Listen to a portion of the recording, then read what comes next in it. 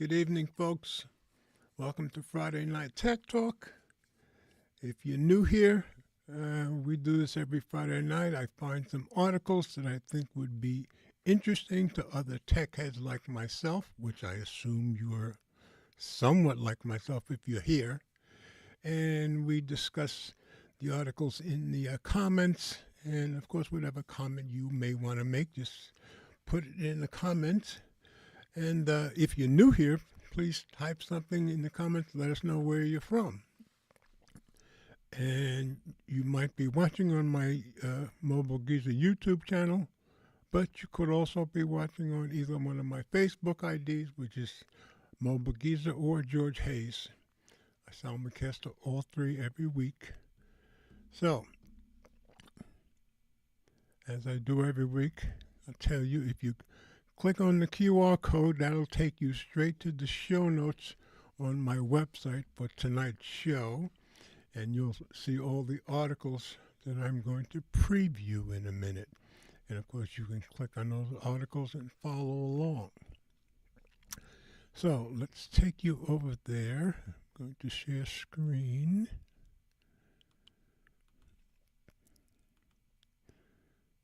Oh, and Eleanor was the first one here.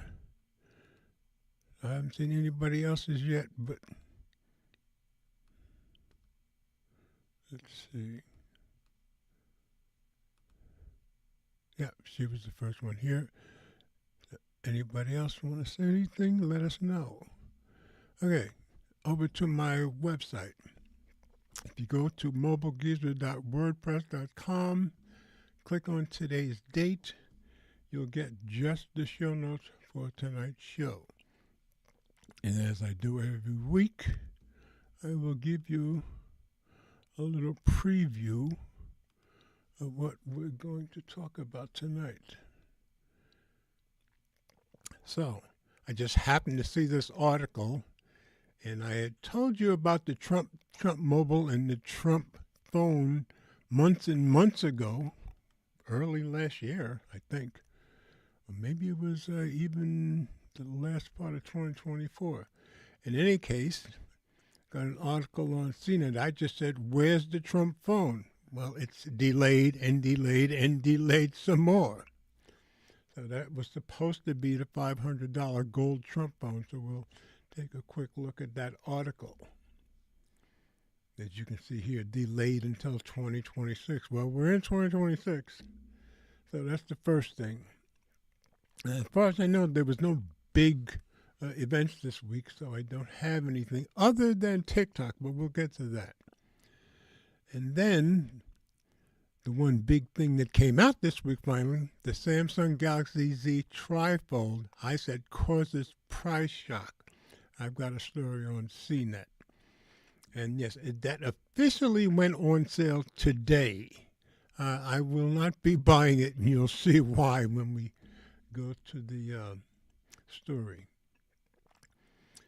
And then I just said Upscrolled is in. That's a new app that's out there.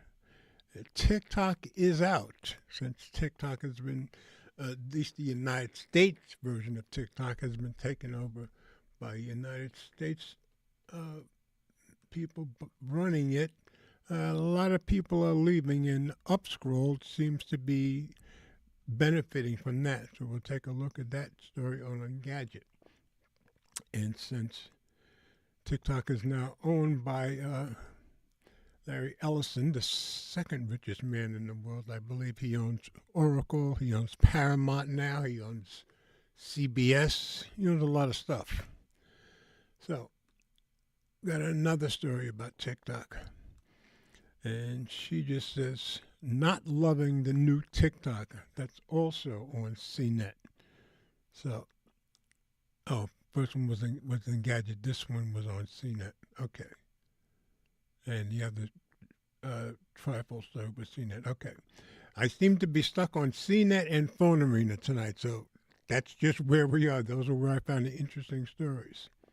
So we got the two TikTok stories. And then, latest Pixel update causing issues. Okay.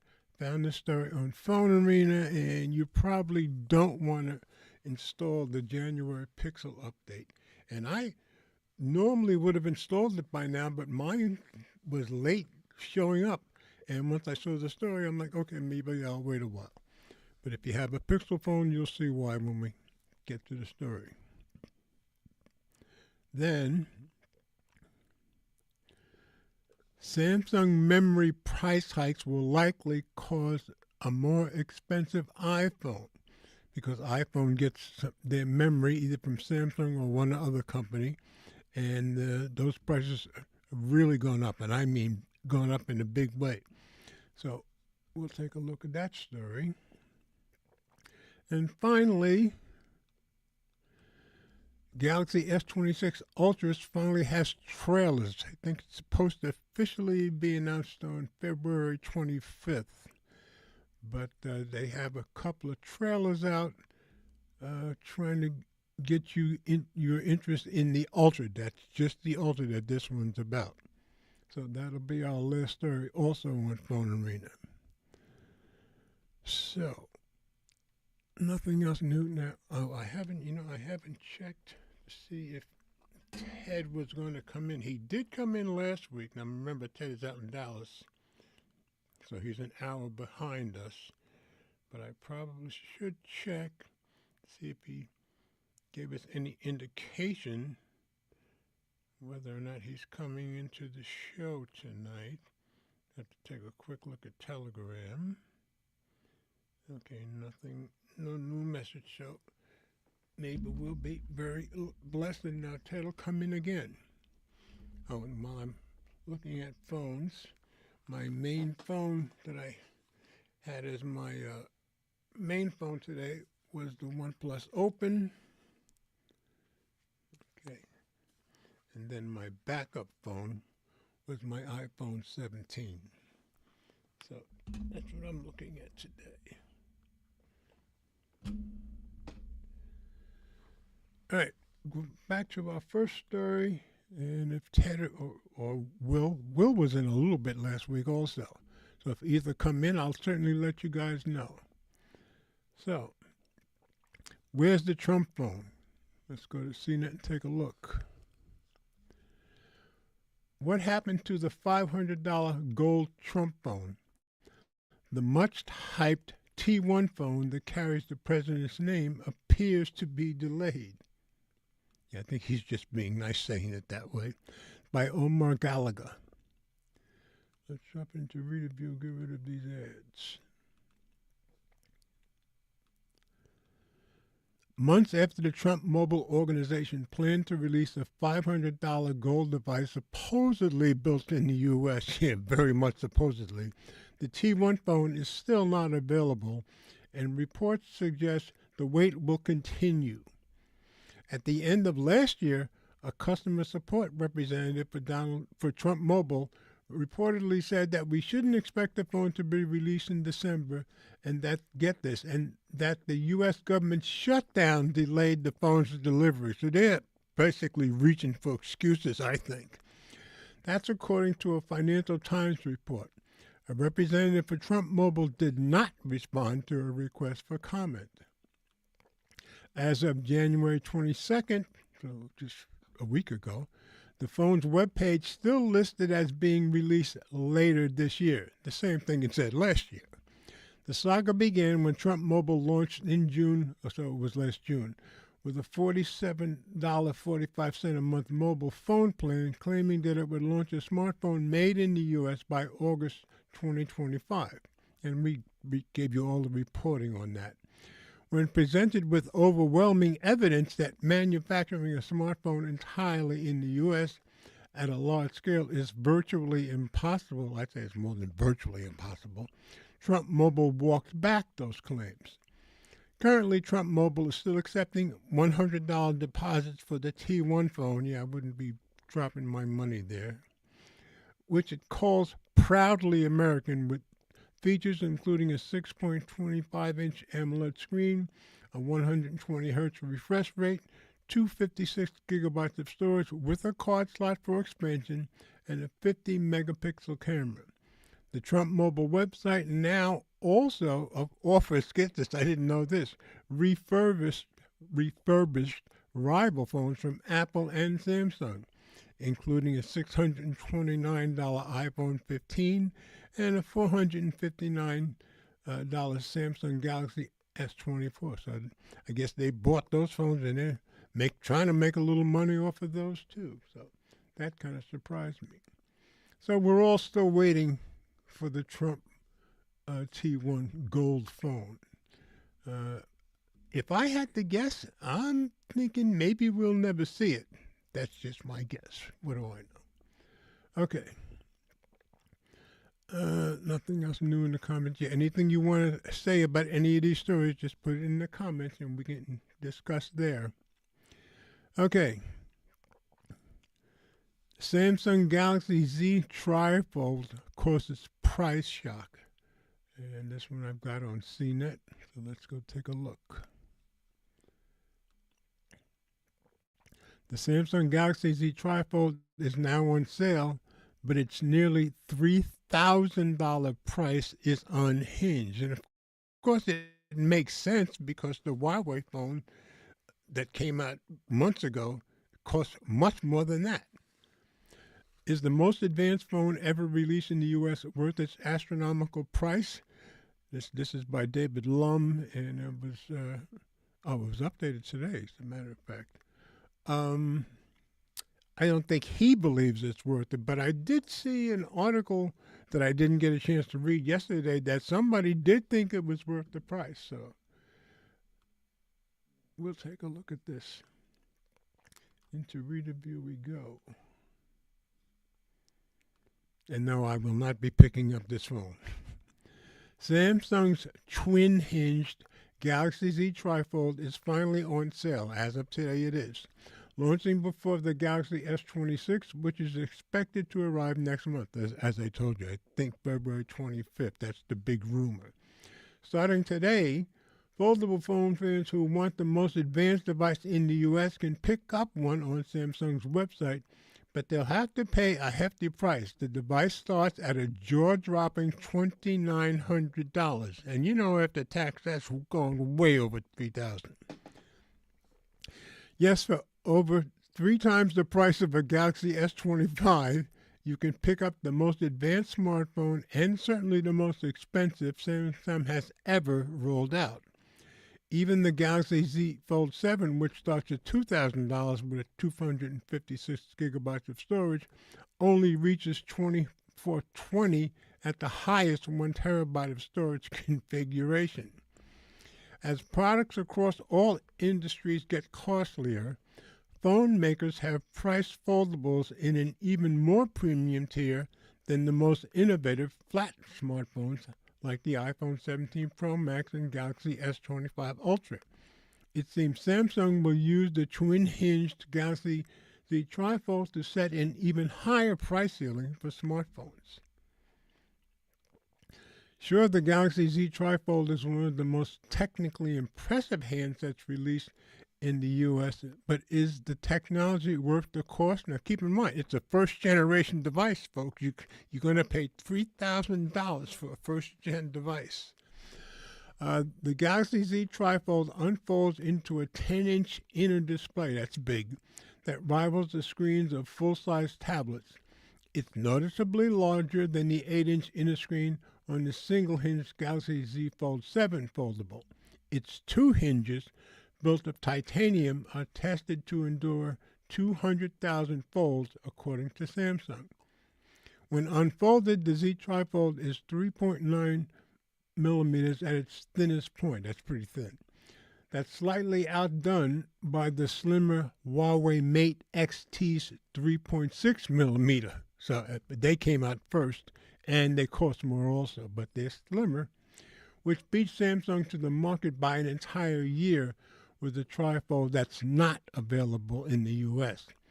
That might be nearing the limit for phone thinness, as it's barely enough to accommodate the USB-C port at the bottom of either device. Yeah, they couldn't possibly make it any slimmer and still have a USB-C port. The Galaxy Z Trifold and Huawei Mate XT are roughly comparable in size and specs, though the Huawei phone's EMUI operating system and the lack of familiar Google apps, due to the ban on U.S. companies working with the Chinese phone maker, means Android fans may prefer Samsung's. Well, yeah, price too. The Huawei foldable is also more expensive, starting at €3,499, about $4,150 today. So it's quite a bit more expensive than Samsung's, and may not be compatible with U.S. carriers out of the box. Yeah, I wouldn't be importing that phone for $4,000. The Galaxy Z Trifold has a customized Snapdragon 8 Elite chip, the same one that powers last year's Galaxy S25 series. It won't feature the latest Snapdragon 8 Elite Gen 5 silicon, which is likely to power this year's most advanced Android handsets, potentially including the upcoming but not yet announced Samsung Galaxy S26 series. The Galaxy Z Trifold will start at 512 gigabytes of storage and packs a 5,600 milliamp battery, larger than the Z Fold 7's 4,400 milliamp capacity unit. It recharges at 45 watts, which is typical for Samsung phones, that's true. Though other premium Android handsets have long ago surpassed that rate, like the OnePlus 15 with 80 watt charging, that's true.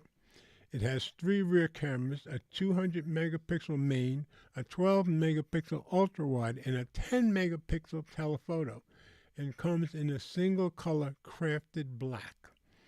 All told, the Galaxy Z Trifold offers only marginal upgrades over the Galaxy Z Fold 7, but it is bigger, and its hardware will likely be surpassed soon when the Galaxy Z26 series launches with newer chips.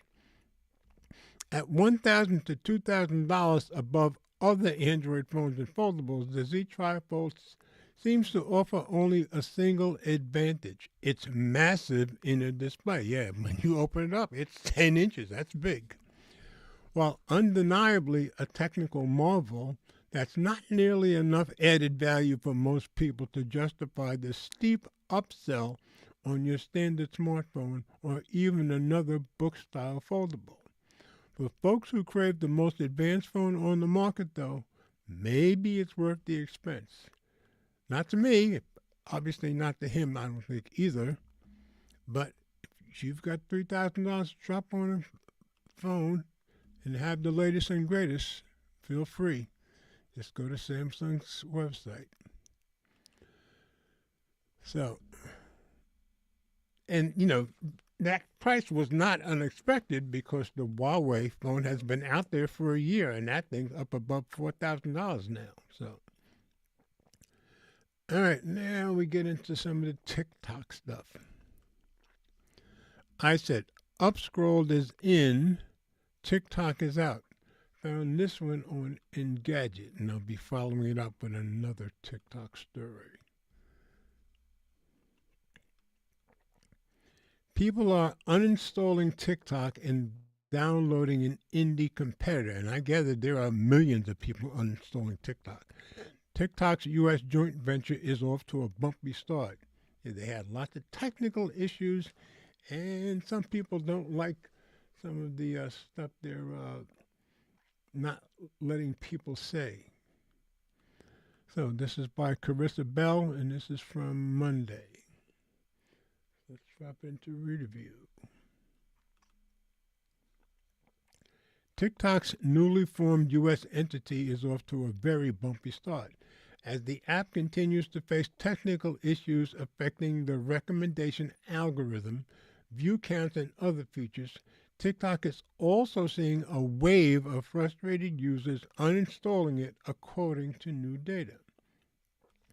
Analytics firm Sensor Tower, which tracks downloads and other App Store-related metrics, told CNBC there has been a 150% rise in uninstalls of the TikTok app in the United States compared with the last 3 months. An analyst at Sensor Tower told Engadget that TikTok's U.S. daily active users have increased about 2% in the same time period, and are flat week over week. TikTok has blamed a power outage at a data center for multiple bugs, and they did have a power outage when they kicked over, including those affecting view counts and load times. The company hasn't said when users can expect a fix. At the same time, an independent app called Upscrolled has seen a surge in interest over the last few days. The app is currently the ninth most downloaded app in the U.S. App Store. And keep in mind, this was Monday. As of yesterday, it was the second most downloaded app in the U.S. App Store. And the second most popular social app, Meta's Threads, is currently number one. I don't know if it took over from Meta or not.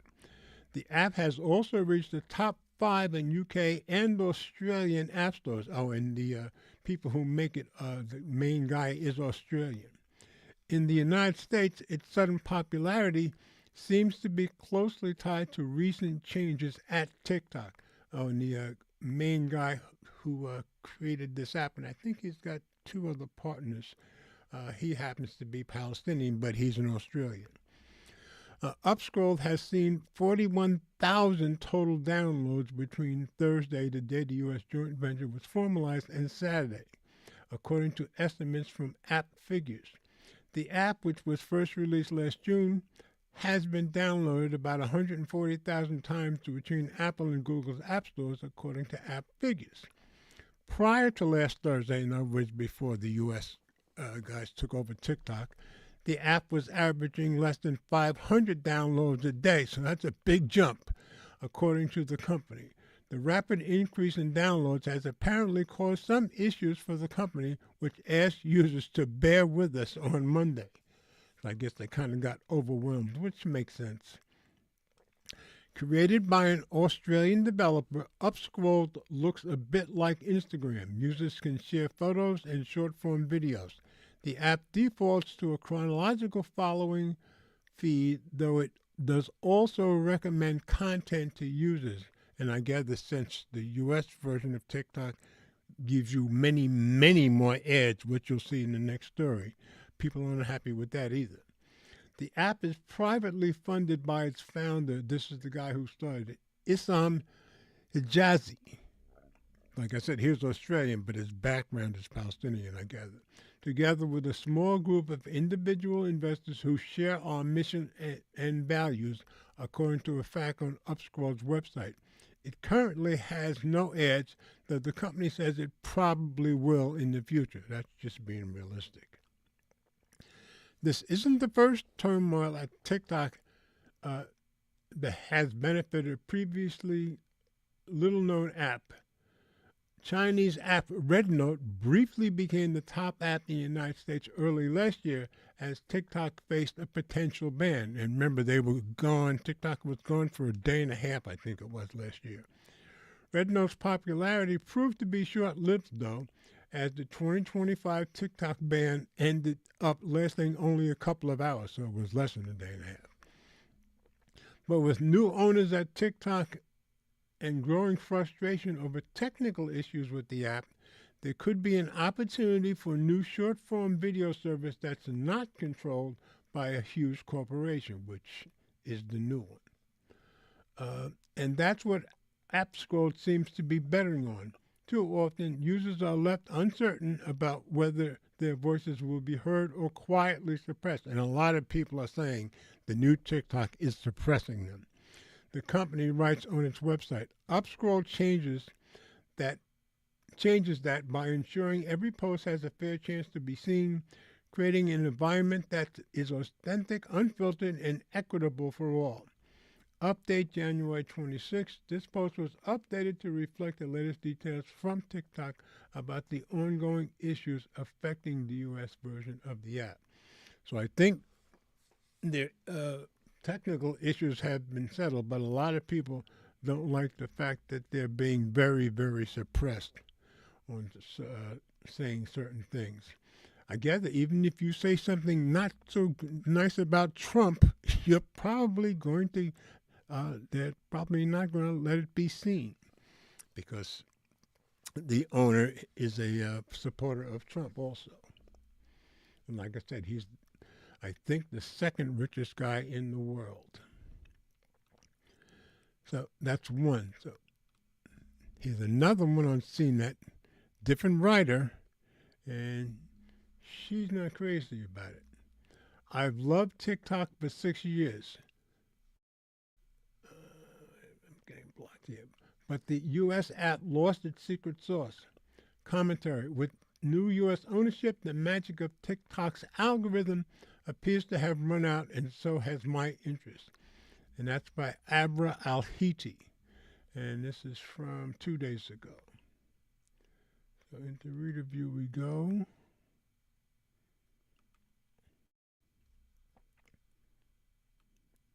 On Tuesday afternoon, I made one of the biggest decisions of my life. I deleted TikTok from my phone. As dramatic as that characterization may sound, I assure you it's fitting.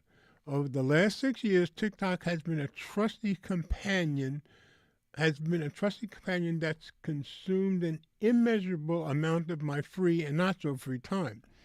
But as new app ownership takes over in the U.S., something has irrevocably changed. The algorithm which once made TikTok so addicting has been missing the mark, and people are noticing. Yeah, I think she's pretty fair in this article. Along with billions of other people around the world, I've spent countless hours on TikTok laughing over the silliest videos. I've bonded with strangers who share my interests and sense of humor, and made niche references that only other people who are chronically online would understand. And I've enjoyed the thrill of watching my videos go viral, a feat I rarely achieved on any other social network, no matter how hard I tried. All of these elements made TikTok my favorite social platform, though it certainly has its issues. Misinformation spreads far and fast. Negative body image can be exacerbated by content on the platform, and sponsored videos often go unlabeled. TikTok's bite-sized videos seem to have zapped our collective attention spans. Watching a movie without picking up my phone feels like a Herculean feat. The app thrives on promoting short-lived trends and viral products that no one needs. And like no other social media sites, TikTok has recently been overrun by AI slop. I guess that's true, though it's testing measures to address the issue. Still, much of the content I found on TikTok was relatable, helpful, educational, and entertaining, and that's very true, I believe. The app offered a welcome reprieve from the chaos of life, beginning with a pandemic and continuing into an ever more contentious political climate, as well as personal ups and downs. When I needed an escape, I'd pull up TikTok and instantly feel better. The last were practically guaranteed thanks to an algorithm that knew me so well. I never expected to ditch TikTok so suddenly, especially since I remained loyal to the app despite alleged data privacy concerns tied to its Chinese parent company, ByteDance. How could I walk away from something that kept me so entertained and informed? When TikTok temporarily went dark in the U.S. last January, I was shocked that something so beloved could disappear. Now, while I can technically still access TikTok, it feels like it's truly gone. What made TikTok special? When I joined TikTok in January 2020, it was a welcome reprieve from the overly curated content that had taken over Instagram.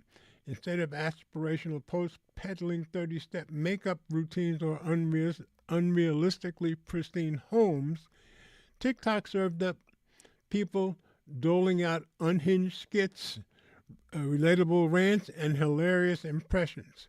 Creators could get thousands, if not millions, of views without looking like a Kardashian. I thought that was great. Being authentic was all that mattered. Anyone had a shot at being widely promoted by the algorithm, regardless of their follower count. Over the years, more of that sponsored, influencer-driven content crept onto TikTok as well. But the app maintained its fair share of unpolished genuineness as well. That's very true. For every model flaunting perfect skin and a designer wardrobe, a handful of everyday people graced my For You page, rocking messy buns and mismatched pajama sets while belting Taylor Swift songs. TikTok also became a place for community as well as emotional support and validation. Very true. Whenever I had trouble navigating friendships or professional challenges, or simply wondered if anyone else felt the same way about something as I did, I'd go to TikTok.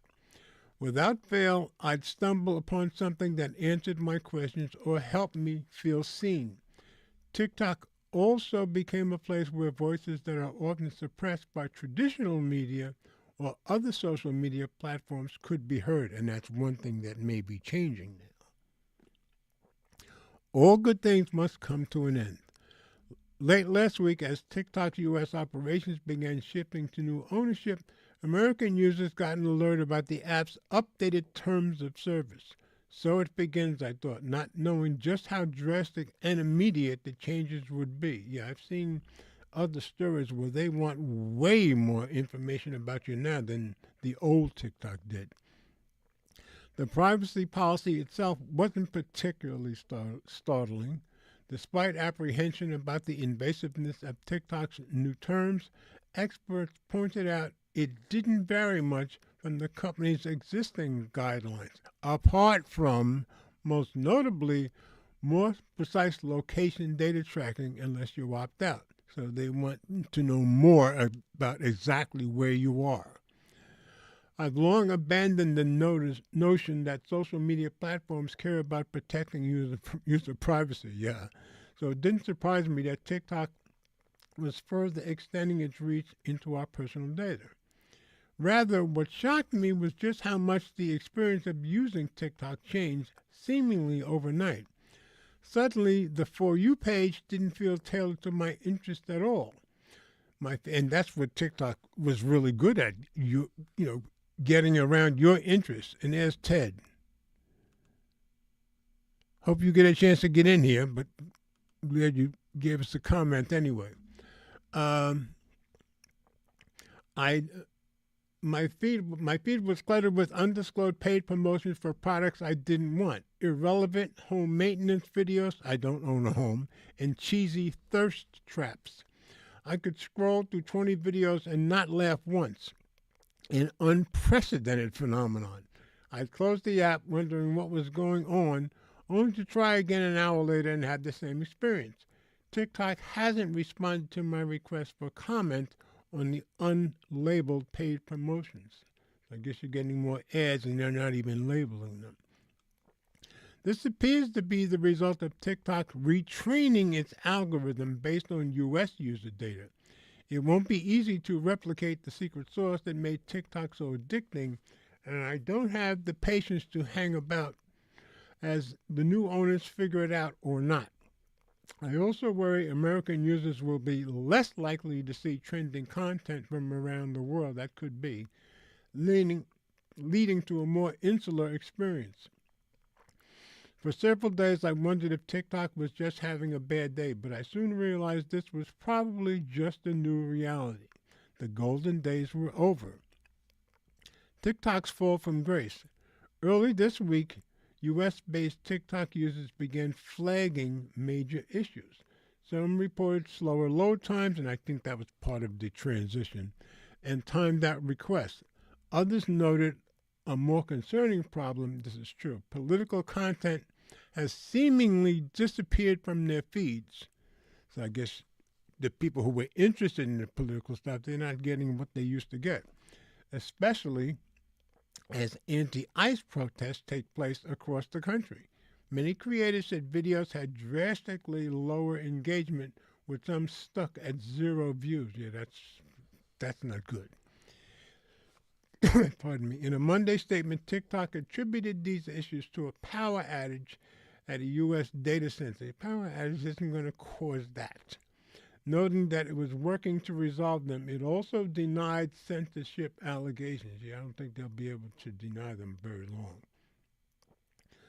But there's been an irreversible shift. TikTok's new ownership for U.S. operations was presented as a way to address concerns about China accessing users' personal data. Yes, that's what it was presented as. The new entity, called TikTok USDS Joint Venture LLC, says it'll secure U.S. user data, apps, and the algorithm through comprehensive data policy and cybersecurity measures. Many are skeptical, given that President Donald Trump approved the investors for TikTok's new U.S. venture. Some worry political bias will warp what they see or don't see on the platform. And like I said, people are already saying that if you criticize Trump too much, you're probably not even going to let it be seen. On Monday, California Governor Gavin Newsom said on X that he's launching a review into whether TikTok is violating state law by censoring Trump critical content. And they may be, but he didn't worry about anybody but Trump. But we know Newsom hates Trump. After days of hoping the algorithm would once again give me something, anything, that appealed to my interest, I decided to pull the plug. I shared this major life event on my Instagram stories and was greeted with more than a dozen replies from people who said they'd done the same. According to Sensor Tower, data reported by CNBC, removals of the TikTok app have shot up by around 150%. That's a lot. Following news of the joint venture's U.S. takeover, the old TikTok feels like an irretrievable relic of the past. Perhaps this is ultimately a good thing. I've long wanted to cut back on my screen time, and TikTok has been the biggest culprit with its endless wave of perfectly curated videos. But at last I've managed to pry myself away from this once magnetic, time-sucking force. Maybe now I'll have more time to read or take walks after work. I spent my Tuesday evening writing this instead of scrolling through my phone, which definitely felt more productive. Realistically, I'll probably just end up wasting my time on YouTube instead. Well, at least she's realistic. I'll give her that. So, good article, I think. I think she was pretty fair about it. And if you look around at articles about TikTok in general, you'll find much, much greater criticism than what was in there.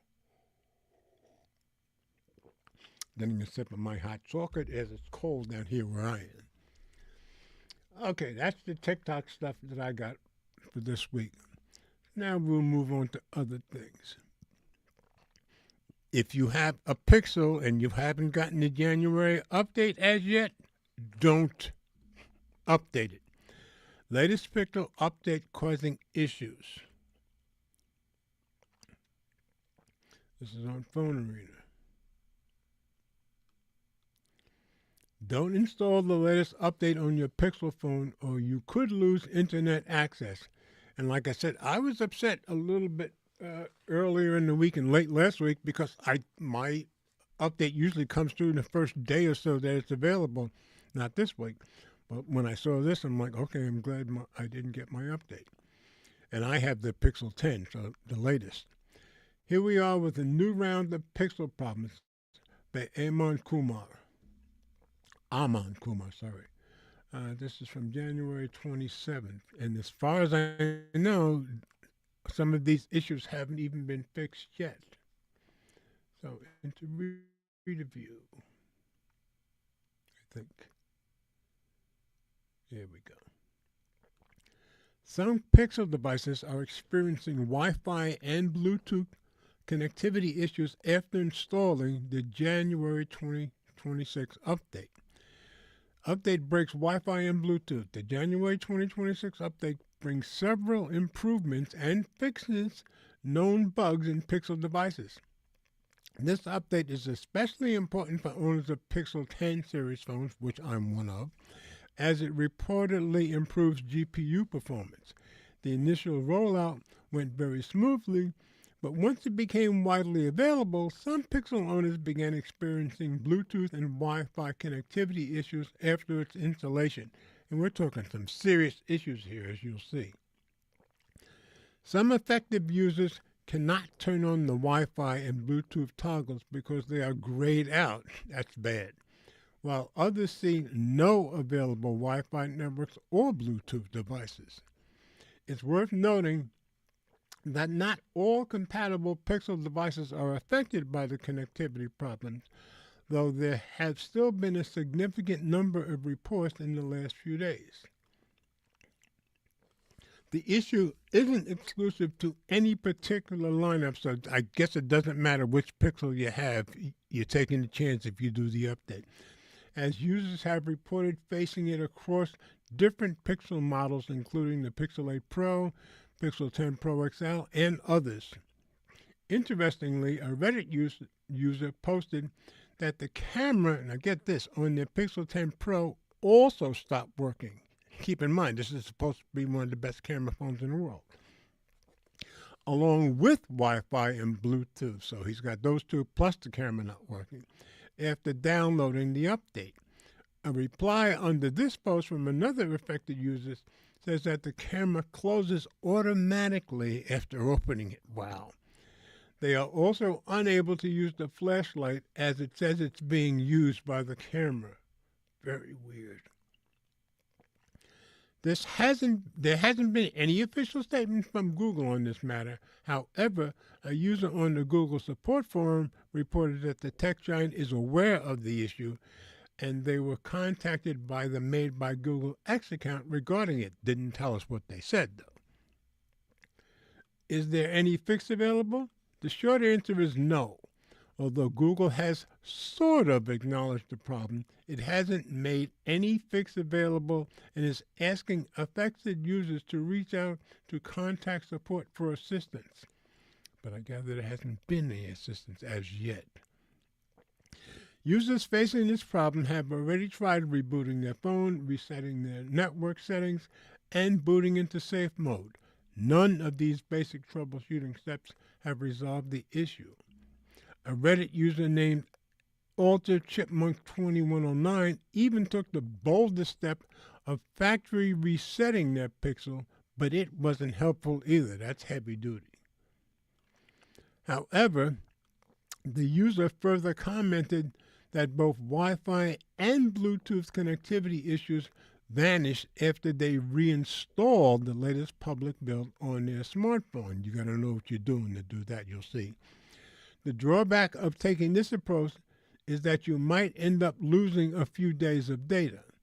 Furthermore, you must have technical knowledge, as this method required you to sideload the latest build manually through ADB, and you must have access to a computer. So if you don't know what you're doing there, you probably shouldn't be doing that either. So if you know how to do all this, you're okay with losing a small amount of data, and you really can't manage with mobile data for some time, then you can definitely try this workaround. Otherwise, I would highly recommend waiting until an official solution is made available by Google. I agree. It's not the first time. Yep, it's not the first time an update has done more harm than good on Pixel phones. I think we all know that. For instance, one of the recent updates broke the always-on display on some Pixel 10 phones. I didn't know that. Hasn't happened to me. Installing it caused the screen to flicker every time the clock updated. Then a Google Play System update recently made some Pixel smartphones appear a little lethargic. And now the January 26th update is causing connectivity issues on some phones. I don't have the latest update installed. Oh, I didn't have, yeah, he went and did it anyway. I didn't have the latest update installed on my Pixel 10, but I decided to install it just to check whether the issue would affect me too. Guess what? It actually did. No Wi-Fi networks are showing up for me even after turning on the Wi-Fi toggle, so he's dead in the water too. Hopefully Google will address the known issue in the next update. I hope they address it before that. I personally wouldn't be affected much by this since I have an unlimited mobile data plan. I think most of us probably do. So I can live without Wi-Fi for some time. But without the Bluetooth, that's a bigger issue in my opinion. However, users who heavily rely on Wi-Fi to connect to the online world should definitely hold off on installing the update. So, Very serious stuff. So seriously, do not put the January update on if you haven't already done it. So that's an important one. Okay. Nothing else new in the comments. Let me get another swig of my hot chocolate, which isn't as hot as it was, but still okay. Okay. Some memory price hikes will likely cause a more expensive iPhone. And of course, you've probably been seeing stories of how everything is going to cost more because of all the chips are just going to keep costing more and more this year. So Apple buying their memory from Samsung, they're going to pay more for it, so you're going to pay more for the iPhone. So this is also in phone arena.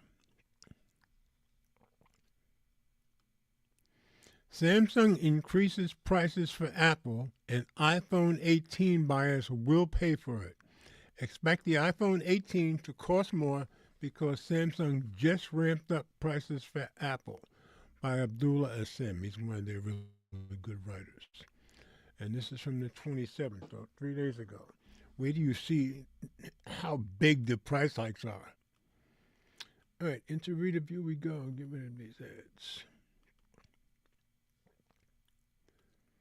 Even Apple, which has been negotiating aggressively with Samsung and SK Hynix, has been unable to avoid the new reality of memory prices skyrocketing across the industry. And when they say skyrocketing, they're not kidding.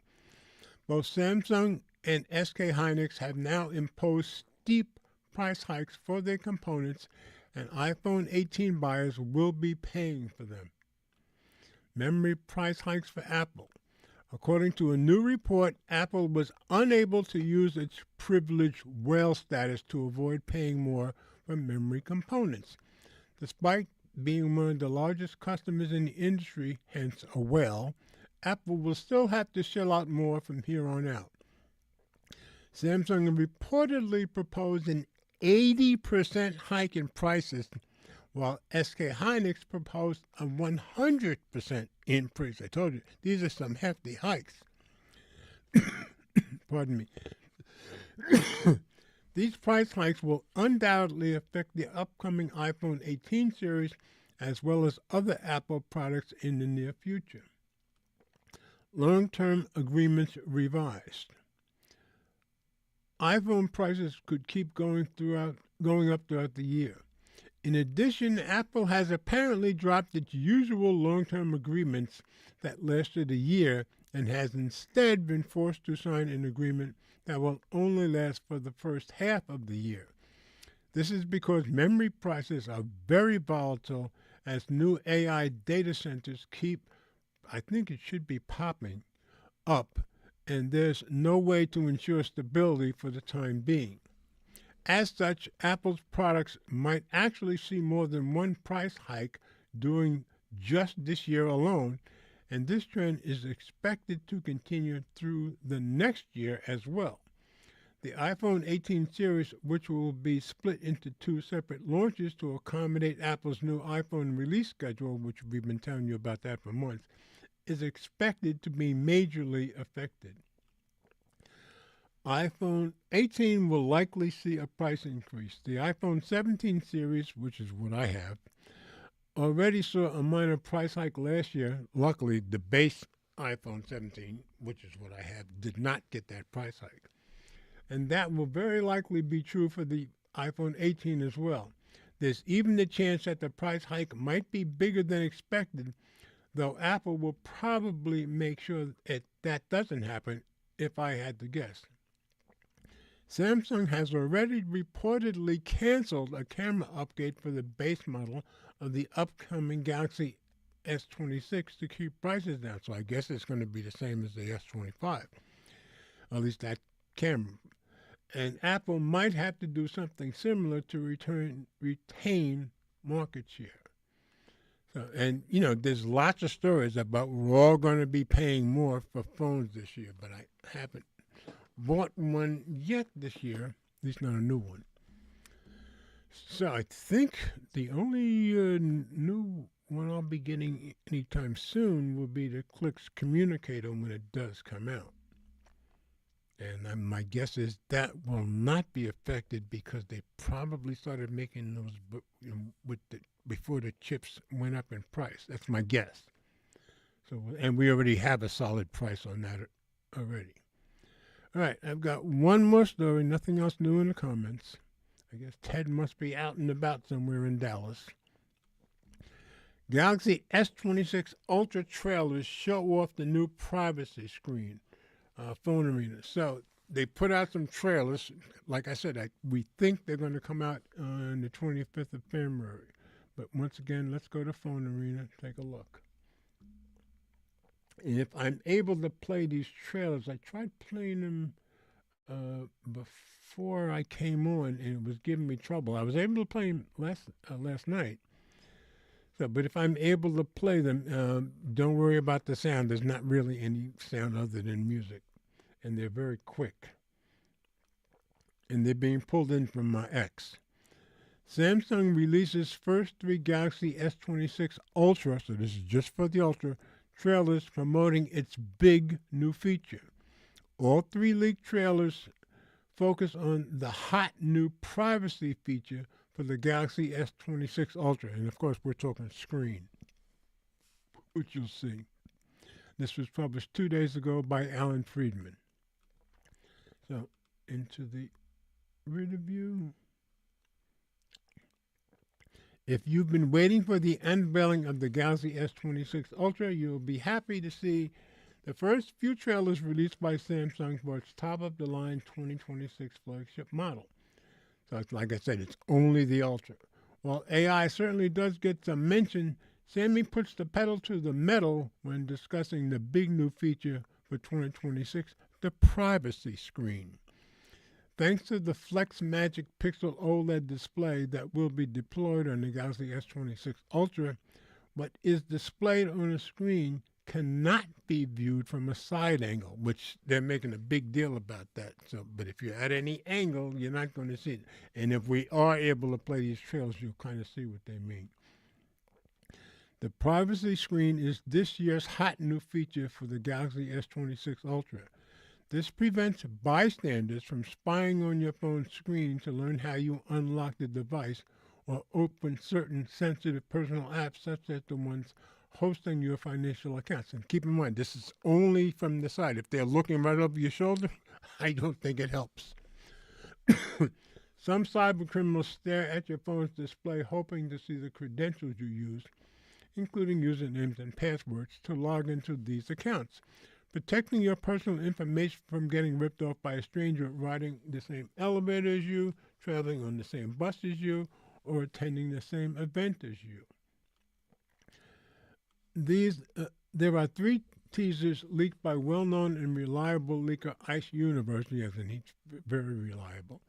All 3 use animation to show how content on the Galaxy S26 Ultra screen seems to disappear, and I kind of don't see that in the leaks, but let's see if you do, if I can show them. From view when eyeballed from a certain angle, so if you're off to the side, that's when you don't see it. As we pointed out, AI is also mentioned, and the word smartphone is circled around the letter smart, followed by the phrase AI phone, and a question posed by Samsung, can your phone do that? So let me take it out of reader view, and we should be able to see it. And I think I can play. All 3 are very, very short, because they're just teasers. So let's see. Okay, here we go. So here's Ice University. He put it out on X. Samsung has released the first teaser for the Galaxy S26, and the teaser has 3 very quick little videos, all centered around a new privacy screen feature. This feature is powered by a new display hardware solution delivering hardware-level anti-peeping protection. So let's see if we can get this to play. Okay, here we go. Like I said, don't worry about the sound. See, as soon as they move up to the side, they can't see it. That's number 1. And it's just music in the background. Can your phone do that? Here's the second one. See, as soon as they move to the side, so they're not really showing you on a phone. They're just kind of showing you what it will do. And here's the third one. Okay. So as soon as you move a little bit to the side, supposedly you can't read what's on that screen. So that was the 3 little videos in the teaser. So let's go back into Reader View and finish this up. Like I said, this is the last article anyway. Okay. The Galaxy S26 Ultra will supposedly be introduced on February 25th during the Samsung's next Unpacked event. That date was leaked by Hall of Famer Evan Blast, who's always very dependable, which makes it as close to a sure thing as possible. That's true. The actual release date could be, Ice Universe is very reliable, and of course Evan Blast is even more reliable. That actual release date could be sometime in the first or second week of March. So the event, 25th, first or second week of March, you can actually buy the phone, I guess. The top of the line 2026 Galaxy flagship model is expected to include a 6.9-inch OLED display with the QHD Plus 1440 by 3120 resolution. Under the hood will be a Snapdragon 8 Gen 5 application processor with 12 gigabytes of RAM and 250 gigabytes to 1,024 gigabytes of native storage. Will this be the 7th consecutive year that Samsung uses a 5,000 milliamp battery for its top-of-the-line flagship? On the back, you should see a 200 megapixel primary camera using a Samsung ISOCELL HP2 sensor, a 50 megapixel ultra-wide camera featuring the Samsung JN3 sensor, that one I hadn't heard of before, and a 12 megapixel telephoto camera with a 3.0x optical zoom and a 50 megapixel periscope telephoto camera with a 5.0x optical zoom. The front-facing camera weighs in at 12 megapixel. The battery capacity is rumored to stay at 5,000 milliamps, and this sounds kind of aggravated about that. If that happens, it'll be the 7th consecutive year that Samsung has used a 5,000 milliamp cell for its top-of-the-line flagship phone. The wired charging speed could be hiked to 60 watts from 45. 45 is pretty much the standard on their top-of-the-line phones. The rumor mill seems to be going back and forth on this. Last year's wired charging speed was 45. The Galaxy S26 Ultra could keep the same $1,299 entry price, that's probably good, for the 256 gigabyte model as last year's Galaxy S25 Ultra. So the fact that it didn't go up would probably be good news to a lot of people, if that's true. The 512 gigabyte variant of the Samsung Galaxy S26 Ultra might cost you $1,419. The 1 terabyte version might carry a price tag of $1,659. It will be interesting to see whether the Samsung Galaxy S26 Ultra becomes a stronger AI challenger to Google's Pixel 10 Pro XL. The latter might be known as the smartest smartphone, although the Galaxy S26 Ultra will certainly challenge for that title. So let's hope that the Ultra doesn't go up in price from the 25. That would be a step in the right direction based on what we're hearing about the rest of this year. So that's all I've got for tonight, folks. Hope the stories were interesting to you. I thought they were interesting, especially the TikTok stuff. So my guess is a lot of people will be going to, get the name ready, Upscrolled. I started installing it myself last night, and I never got around to finishing it, so I'll probably do that sometime over the weekend, and we'll see what Upscrolled is like. I'm going to guess that TikTok is going to keep losing users because their new U.S. owners do things very, very differently, I gather. So, okay, folks, So I hope everybody has a wonderful weekend. And of course, I always hope you guys have a very blessed week. And let's always remember we all do better when we love each other. Good night, folks. Oh, and almost forgot. Remember, next week will not be on Friday at 8 o'clock, the 6th. It'll be on Saturday, the 7th at 9 p.m. I'll put a reminder out there sometime during the week. But next week and the week after, both will be on Saturday at 9 p.m. So the 7th and the 14th. But I'll put another reminder. Good night, folks.